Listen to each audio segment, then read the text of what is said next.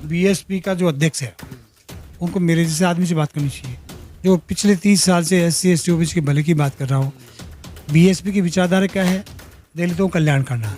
BSP की विचारधारा क्या है? जो नीचे गरीब तबके के लोग हैं उनको ऊपर उठाना। ये ना, मैं 30 साल से सेवा कर रहा हूँ, सरकारी सेवा में रहते हुए सेवा कर रहा हूँ, और मेरे जैसे आदमी से बात नहीं हो पा रही है कि कौन सी किससे बात करेंगे। वो पिछली बार 6 MLA थे, अब की बार भी 2-5-6 MLA बन जाए, कौन सा फर्क पड़ जाएगा? आप ये मानते हैं कि जो काशीराम साहब का रास्ता था बहुजन को बहुजन हिता है, तो वो उस रास्ते से बहन जी कहीं भटकी है? लगता है मुझे, बुराई नहीं करता पर लगता है मेरे को, क्योंकि बीएसपी की सीटें बहुत आनी चाहिए। राजस्थान में अगर ढंग से पार्टी चुनाव लड़े तो राजस्थान में 30 में 30 सीट आ सकती है, पर राजस्थान में तो नहीं आती।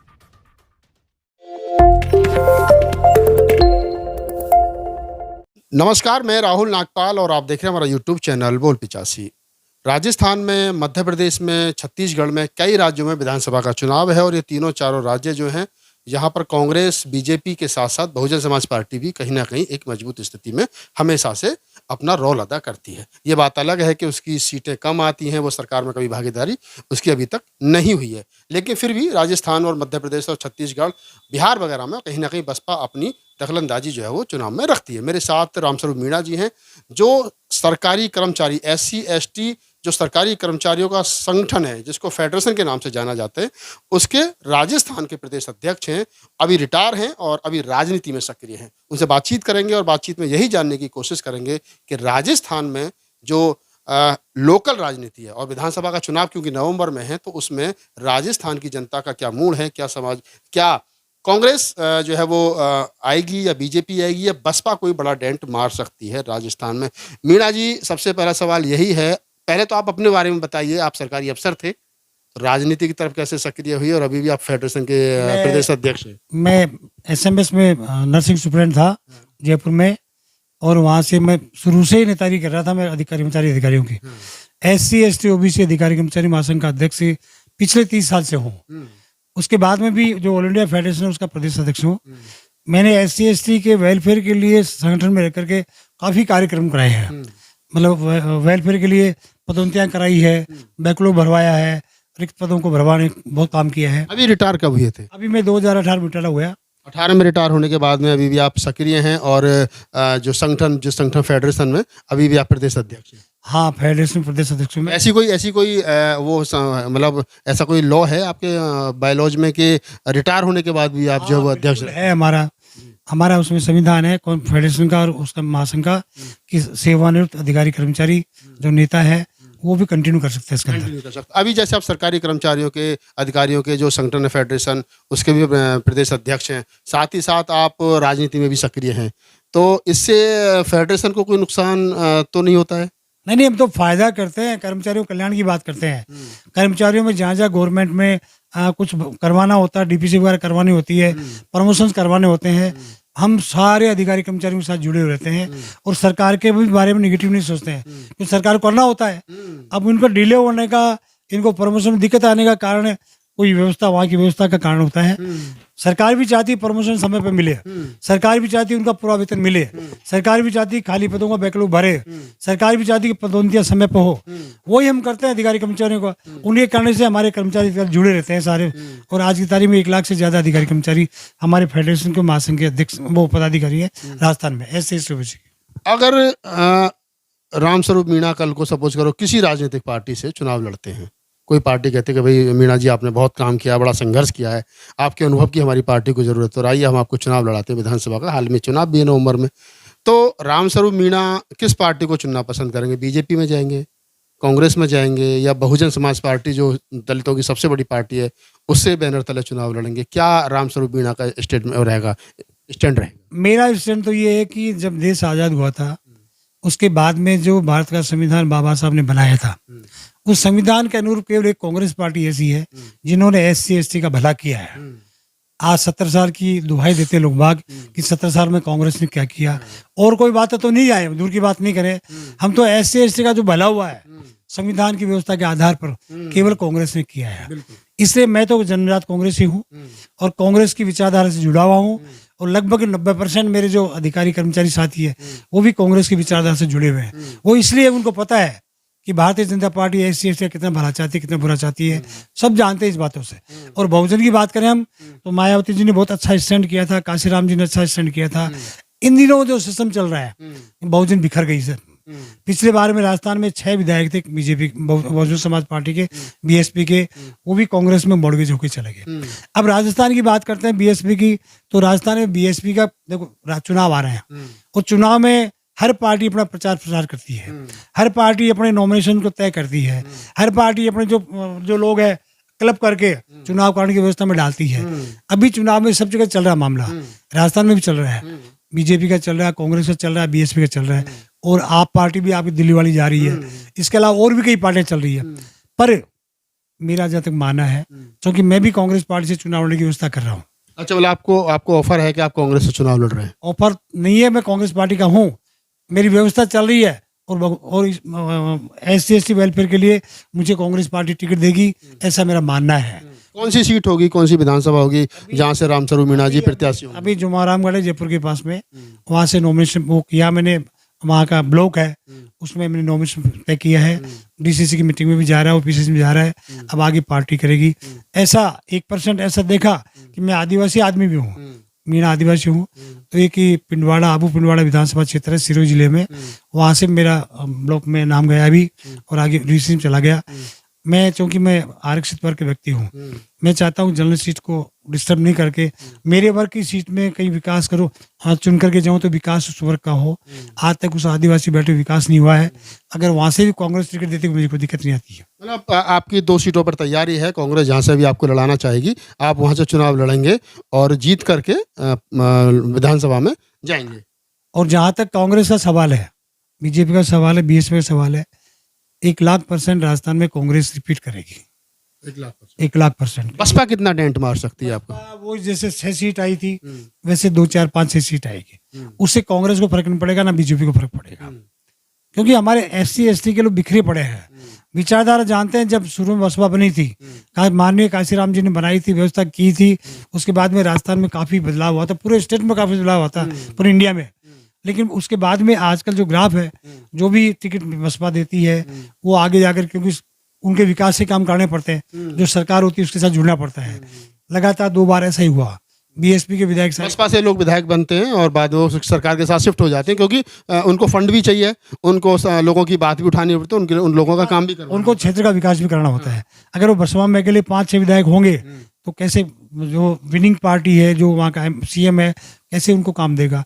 उनकी सोच है, इससे वो जुड़ जाते हैं पार्टी के साथ में। और मेरा तो ये कहना है कि राजस्थान में चुनाव हो रहे हैं, MP में, और वहाँ छत्तीसगढ़ में भी हो रहे हैं।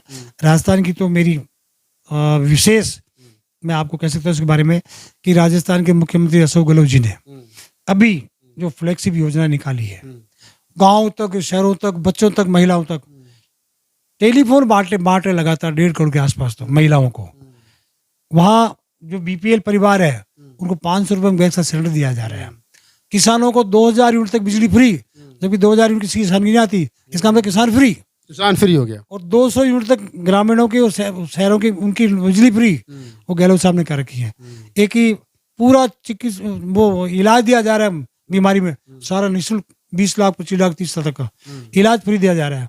इसके साथ में जो औरतें हैं, जो बूढ़ी औरतें हैं, पहले 500 रुपये दिया जाता था उनको मेहनताना फ्री में, 1,000 रुपये तक उनकी वो दे दी, उनको दिया जाए, वृद्धावस्था पेंशन दी जाए। एक बात बताइए मीणा जी, जो सचिन पायलट फैक्टर है, जो सचिन पायलट ग्रुप है, वो जिस प्रकार से सक्रिय हुआ है राजनीति में, आपको लगता है कि वो कहीं ना कहीं मुख्यमंत्री बनने की दौड़ में है, या अगर नहीं बनाया गया तो कांग्रेस को नुकसान हो सकता है? सचिन पायलट बहुत अच्छे व्यक्ति हैं, और चूंकि राजेश पायलट, स्वर्गीय राजेश पायलट साहब के लड़के हैं, अच्छा सोच, उनका विचारधारा है। लेकिन ये क्या होता है कि जब राजनीति एक ऐसी चीज है कि आदमी का ईगो सेटिस्फेक्शन कहीं भी नहीं होता है। पिछली बार सचिन पायलट साहब, गहलोत साहब को बहुत अच्छे संपर्क थे, अभी भी है। इन्होंने जो पिछले 5-4 साल में जो नाटक राजस्थान में हुआ सरकार गिराने का, इससे वो, मैं तो नहीं मानता इस बात के लिए, लेकिन मुझे जहां तक लगता है सचिन पायलट साहब का ग्राफ थोड़ा कमजोर हुआ है। हालांकि आपस में समझौता हो गया और सरकार बनेगी, उसमें सचिन पायलट साहब के लोग कितने जीत के आ रहे हैं मैं कुछ नहीं कर सकता इस बारे में। लेकिन राजस्थान में अभी गहलोत जी को लोग पसंद कर रहे हैं। गहलोत जी पसंद भी कर रहे हैं, गहलोत जी मुख्यमंत्री बनेंगे चौथी बार राजस्थान में। अच्छा, एक सवाल और हमें लास्ट में चलते चलते ले लेते हैं आपसे कि अगर बहुजन समाज पार्टी कांग्रेस के साथ पैक्ट करके चुनाव लड़ जाती है, जैसा हमेशा से होता है कि राजस्थान और मध्य प्रदेश में बसपा अगर कांग्रेस का पैक्ट हो जाए तो शायद कुछ सीटें बसपा जीत करके आ जाए, फिर सरकार में शामिल हो जाए, तो ऐसी कोई संभावना अगर बनती है सपा बसपा और कांग्रेस एक तौर पर आते हैं? पैक्ट नहीं करती है। बसपा के जो एमएलए बन के आते हैं, बसपा के वो कांग्रेस में आके मिल जाते हैं। कांग्रेस एक ऐसी पार्टी है जो समाज कल्याण की बातें करती तो है। बाद में भी तो फिर कांग्रेस में मिलने होता है जा करके, तो इससे पहले अगर बसपा सोच ले कि भाई चलो 10-15 सीट में हम लड़ लेते हैं। आपकी आपकी नागपाल साहब गलतफहमी है। बसपा कॉम्पैक्ट वो करेगी, आपस में समझौता करेगी। कांग्रेस तो तैयार है। कांग्रेस तो समुद्र का रूप है, समुद्र का रूप, नदी नहीं समुद्र के रूप में हजारों क्या नदियां। कारण है बहन जी समझौता नहीं, मतलब गठबंधन नहीं करती? ईगो से है लोगों का, ईगो ही लोगों का। अगर वहाँ, क्योंकि कांग्रेस का जो बीएसपी का जो अध्यक्ष है, उनको मेरे जैसे आदमी से बात करनी चाहिए, जो पिछले 30 साल से SC ST OBC के भले की बात कर रहा हो। बीएसपी की विचारधारा क्या है? दलितों का कल्याण करना। बीएसपी की विचारधारा क्या है? जो नीचे गरीब तबके के लोग हैं उनको ऊपर उठाना। ये ना, मैं 30 साल से सेवा कर रहा हूँ, सरकारी सेवा में रहते हुए सेवा कर रहा हूँ, और मेरे जैसे आदमी से बात नहीं हो पा रही है। फिर कौन सी किससे बात करेंगे? वो केवल विधानसभा क्षेत्रों में एमएलए बना के विधानसभा बैठाने का काम करेंगे क्या? सरकार ऐसे नहीं बना करती है। और चूंकि अब की बार तो, पिछली बार 6 एमएलए थे, अब की बार भी 2-5 एमएलए बन जाए, कौन सा फर्क पड़ जाएगा इसमें? बीएसपी में भी मानता हूँ कि बीएसपी जब बनी थी हिंदुस्तान में, तो SC ST वर्ग को इतना उठाने की बात चलती, हुआ भी था उस समय। माननीय तो आप ये मानते हैं कि जो काशीराम साहब का रास्ता था बहुजन बहुजन हिताय, तो वो उस रास्ते से बहन जी कहीं भटकी हैं? लगता है मुझे, बुराई नहीं करता पर लगता है मेरे को, क्योंकि बीएसपी की सीटें बहुत आनी चाहिए। राजस्थान में अगर ढंग से पार्टी चुनाव लड़े तो राजस्थान में 30 में 30 सीट आ सकती है, पर राजस्थान में तो नहीं आ सकती अभी। क्योंकि अभी वो संगठन नहीं है राजस्थान में जो माननीय साहब काशीराम ने बनाया था, या जिस प्रकार के लोग उस समय पर थे। अभी तो हमारे क्या नाम, रावण साहब भी आ गए सामने। काशीराम, मान्यवर काशीराम जी का नाम लेके आगे ना, वो नई पार्टी बना दी उन्होंने। नहीं, रावण का क्या फैक्टर है? फैक्ट्री कुछ नहीं बनाई उन्होंने अपना। पहले तो भीड़ तो आ रही है रैलियों में, भीड़ तो आ रही है। रैलियों में तो SC ST के लोग आते हैं, उसके नाम के नाम पे आप आने लगे, लेकिन जरूरी नहीं कि जो भीड़ आए वो एनकेस कर सकते वोटों में। ये बड़ी बात है कि जो भीड़ आ रही है वो वोट में कन्वर्ट होगी नहीं होगी, ये बड़ी नहीं होगी, बड़ी बात है। इससे मुझे तो देखो डाउट नहीं है नागपाल साहब, अगर खुली बात करता हूँ आपको, लोग सुनेंगे आपके इसके नजर, सुन भी रहोगे। मुझे डाउट नहीं कि राजस्थान में अशोक गहलोत चौथी बार CM नहीं बने। और मैं तो दुआ करता हूँ ऊपर वाले से भी, इस आदमी ने जड़ से जुड़े व्यक्ति का भला किया है, लाखों लोगों को बेरोजगार को रोजगार दिया है, लाखों लोगों को पदोन्नत किया है। खुद के दोनों पैरों में लग गई कल परसों, उसके बावजूद लोगों को भला करने में रात दिन लगे हुए लगा। अब इसके बावजूद राजस्थान की जनता सोचे, निगेटिव सोच उनका। तो आप रामस्वरूप मीणा हैं, और जैसा इनके परिचय में बताया कि जो सरकारी कर्मचारियों का SC ST सरकारी कर्मचारियों का जो संगठन है, जिसको फेडरेशन के नाम से जाना जाता है, उसके प्रदेश अध्यक्ष हैं राजस्थान के। 30 साल से सक्रिय हैं राजनीति में, सरकारी कर्मचारी की राजनीति में, लेकिन अभी रिटायर होने के बाद में वो कांग्रेस से जुड़े हैं, और कांग्रेस से के सिंबल पर वो चुनाव लड़ना चाहते हैं अगर कांग्रेस पार्टी का आदेश होगा तो। बात करने का उद्देश्य ये भी था कि बहुजन समाज पार्टी को लेकर के राजस्थान के आम जनमानस की क्या सोच है, क्योंकि राजस्थान से मीणा जी आते हैं, तो राजस्थान में जो खास तौर से SC ST वर्ग है, दलित समाज है, जिसको कहा जाता है कि जो बहुजन समाज पार्टी है उसका बड़ा वोटर है, तो वो कैसे देखता है बहुजन समाज पार्टी को राजस्थान में। तो रामस्वरूप मीणा जी ने जो बातें बताई वो बड़ी मजबूत बातें हैं, और उन पर विचार करना चाहिए कि जो 35-40 सीटें बसपा जीत सकती है। तो मेरा तो यही है, मैं हमेशा से कहता हूं कि कांग्रेस के साथ मिलकर के मध्य प्रदेश, राजस्थान और अन्य स्टेटों में अगर चुनाव लड़कर सरकार में शामिल हुआ जाए, कुछ अपने मिनिस्टर बनाए जाएँ, कुछ अपने अच्छे चेयरमैन बनाए जाएँ, तो शायद हो सकता है चुनाव जीत करके जो हमारे विधायक भाग जाते हैं वो भागना भी बंद कर दे, और समाज भी कहीं ना कहीं मजबूत हो। इस बातचीत पे आपकी क्या प्रतिक्रिया, अपनी प्रतिक्रिया हमें जरूर दीजिए, और हमारे साथ जुड़े रहिए और देखते रहिए बोल विचार।